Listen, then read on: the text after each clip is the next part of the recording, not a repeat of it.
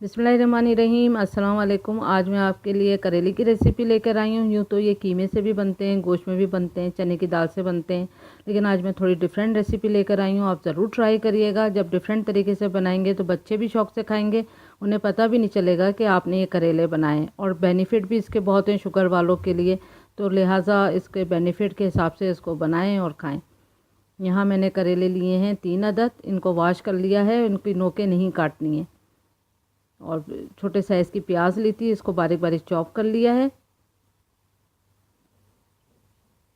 10 अदद बादाम हैं और पीनट हैं, तकरीबन 30 दाने मूंगफली के।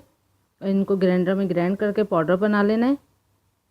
अब पहले छिलके उतार लेंगे हम इसके, और छिलके ज़ाया नहीं करेंगे, इसका इस्तेमाल करेंगे अभी। ये थोड़े से छिलके कटर से काटें या छुरी से काटें। ये देखें थोड़े स्ट्रिप में है, तो मैं इसको छुरी से बारीक बारीक काट लेती हूँ।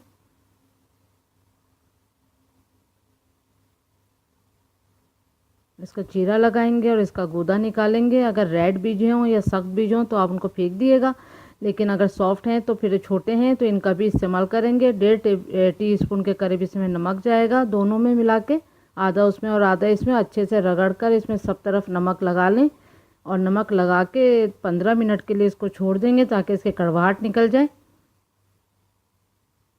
यहाँ पर जो है वो नींबू का रस चाहिए मुझे, तकरीबन 1.5 टेबल स्पून। तो एक नींबू में 1.5 टेबल स्पून जितना नमक, वो जूस निकल आता है। और हल्दी पाउडर है 1/2 टीस्पून, रेड चिल्ली पाउडर है, लाल मिर्चों का पाउडर 1 टीस्पून, और धनिया पाउडर है 1 टीस्पून। और 4 जवे मैंने लहसुन की ली थी, इनको कुचल लिया है। और सौंफ ली है मैंने 1 टीस्पून, इसको भी मैंने कूट लिया है।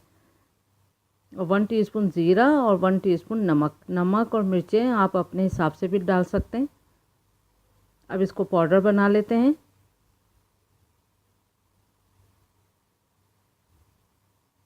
ये देखें इसका पाउडर बन गया है। अब 15 मिनट गुजर चुके हैं, तो अब इसको वॉश करते हैं। एक बाउल में पानी भर के इसको अच्छे से रगड़ के वॉश कर लें, तो सारा नमक निकल जाएगा, और नमक के साथ ही कड़वाहट भी निकल जाएगी।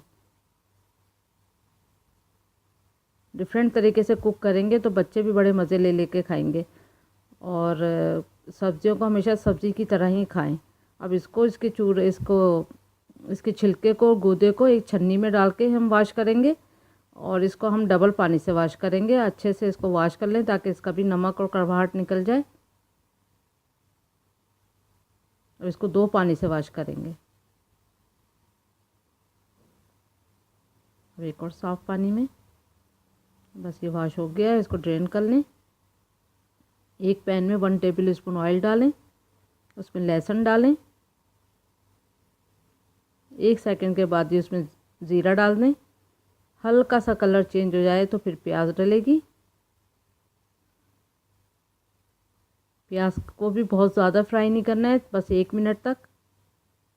उसके बाद फिर इसमें छिलके और गूदा और मसाले डाल देंगे। और डालने के बाद और इसी में बादाम का पाउडर और मूंगफलियों का पाउडर भी डाल देंगे, और 2 से 3 मिनट तक फिर इसको फ्राई करेंगे। मीडियम फ्लेम पे इसको फ्राई करें।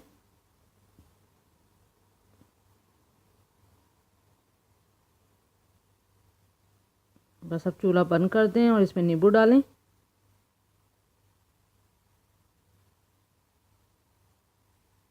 और नींबू डाल के इसको अच्छे से मिक्स कर लें।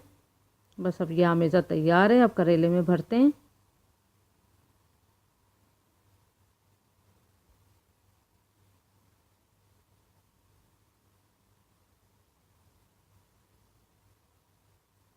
अब एक पैन में 1 टेबल स्पून ऑयल डालेंगे, और इसको 5 मिनट के लिए बहुत दम पे इसको कुक करेंगे ढक के। 5 मिनट के बाद इसको टर्न कर देंगे, फिर ढक के बहुत स्लो आंच पर दम की तरह इसको कुक करेंगे।